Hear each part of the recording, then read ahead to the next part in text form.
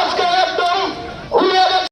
BJP ক্ষমতায় থাকবে না, বামফ্রন্ট সরকার পুনরায় প্রতিষ্ঠিত হবে, এই অঙ্গীকার আমরা গ্রহণ করছি।